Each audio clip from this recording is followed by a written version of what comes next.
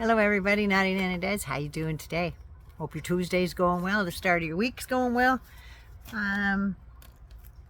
Yeah, I said we were going to do a story on James Comer there. We're going to do that. I'll wet my whistle first. So anyway, before I start, if you like my videos, please give us a like, give us a share. And you're already here, so hit the subscribe button. I really appreciate it. I need to improve my algorithm, and you guys are the only ones that can help me.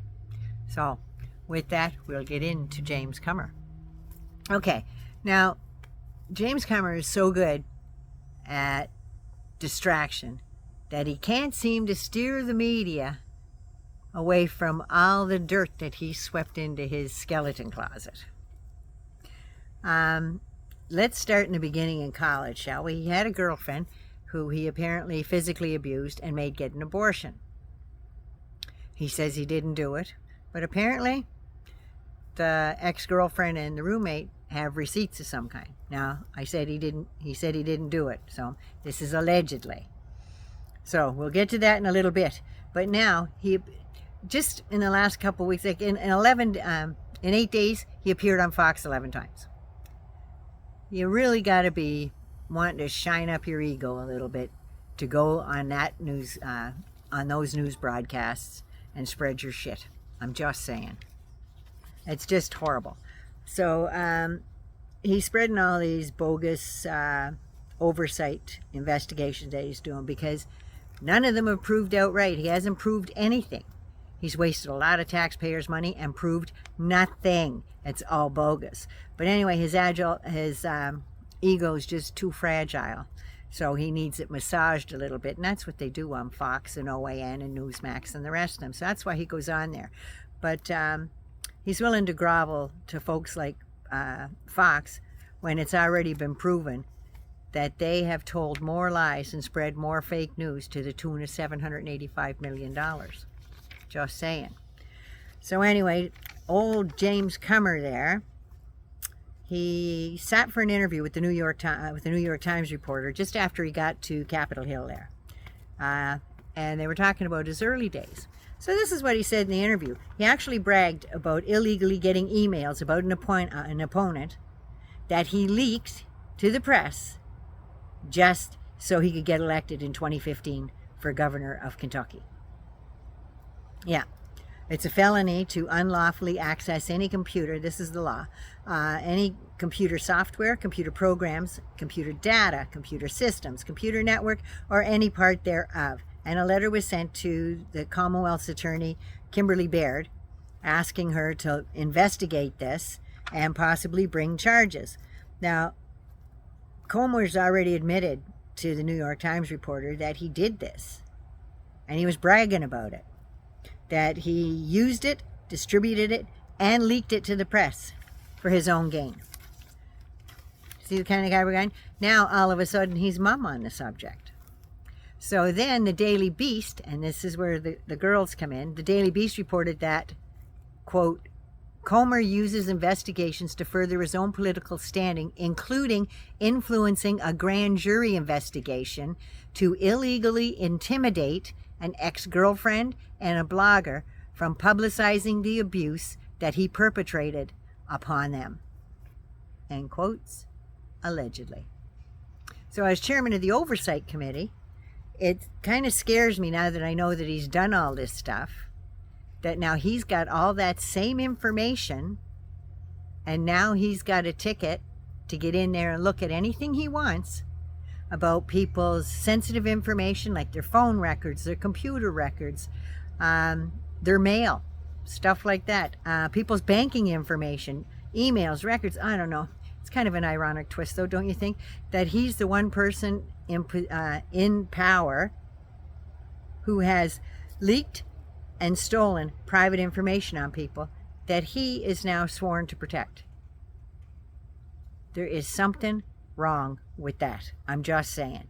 But there he is. He's talking about all this crime, but he's totally unfit to be sitting as the chairman of the Oversight Committee. He really is. Because all this shit that he's bragging about are crimes. He shouldn't even be elected. Just saying. But anyway, and then what's McCarthy doing about it? McCarthy's doing sweet FA. That's what he's doing. Because when he got into that chair and become the chairman, he handed his spine and his balls over to Marjorie Taylor Greene and the rest of the MAGA maniacs. You know, the least that McCarthy could do is treat Comer like George Santos. That's the very least that he could do, right? But anyway, so I want Kentucky, please, rein in your idiot. For the sake of the country, rein in your idiot. Now, this guy releases the Biden crime family probe with no links whatsoever to the big guy, right? They're always talking about the big guy in these emails and shit like that. So anyway, there's no ties to Comer at all, to Biden family at all. None to Joe Biden at all. So anyway, according to Comer, the Biden family, Hunter and his uncle James and Beau Biden's widow, Haley, made $10 million from foreign companies. That's probably because they worked in foreign countries at the time. Like Beau's company worked for Burisma in Ukraine, and they worked for that energy company, Energy HK Limited in China. That's how they got foreign money, because they worked in foreign countries. You get paid in foreign money. That's the only thing. So anyway, NBC wrote a story in May 19th, 2022. They said from 2013 to 2018, Hunter's company made $11 million. Now it's $11 million. It goes up. The other day I was watching a thing on Fox. Now they're saying it's $20 million. They don't know. So anyway, Hunter's company made $11 million when he was a lawyer for Burisma, on the board of Burisma, and as a lawyer at Energy HK in China, or about $2.2 million a year for his company. Not just for him, for his company. Now, Jared and Ivanka, however, made $670 million in 4 years while working as senior aides to the President of the United States. That works out to $167.2 million a year for just two people who were supposed to divest their companies while serving the country. Hell, even Daniel Goleman there, the congressman from New York, he divested his stuff, left it in charge of an investment manager or whatever you call him. I don't know if he did or not, but at least the proprieties there, I believe that he did it. Did you know that he was the Levi Strauss heir? Just saying. But anyway, Walter Schaub, who is the former director of the U.S. Office of Government Ethics, says this about Hunter Biden. No government ethics rules apply to him because he is not in government. It's imperative that no one on the DOJ and no one in the White House interfere with criminal investigation in Delaware. And that's why they hired a special counsel, which was the same Republican lawyer that was looking after it. And it's going in front of a Republican judge in Delaware. So yeah, that's why the White House stayed out of it. They could have gotten rid of David Weiss. They could have just told him to go packing and put in a Democrat. But no, he didn't want any impropriety. So then comes the IRS whistleblowers. Oh, sweet Jesus. Do you remember all those? There was those whistleblowers. There was FBI whistleblowers. There was the Burisma whistleblowers. They all turned out to be liars and idiots. They really did. They were talking about the FBI whistleblowers and they're going to have the goods, right? Well, guess what?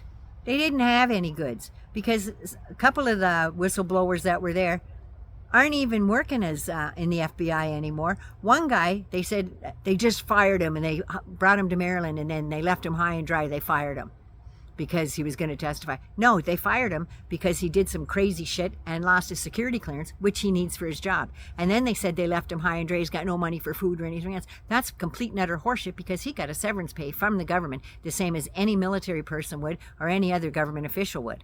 I'm just saying. Plus, they moved him back to wherever he was going to go. So don't give me that horse shit. I kind of know how that works. But other whistleblowers, one's apparently dead. There's a couple that are in prison. One guy is on the lam because it turns out that he's a Chinese spy and a foreign agent for China. He was selling guns to Iran. He was gun running, basically, for China to Iran. He's on the lam. There's another guy out there that's in prison. One's dead. One's apparently playing hide and seek out there. And then they had Devin Archer, who was supposed to be well, who was Beau Biden's best friend and everything else, who came right out and said, no, you guys are all wrong. Whenever Joe Biden was on the phone, he just said, how you doing, son? How's things going? That was right after Beau died. So pretty much daily they were in contact, whether he was at dinner, during a meeting or whatever. If his dad called or he called his dad answered the phone.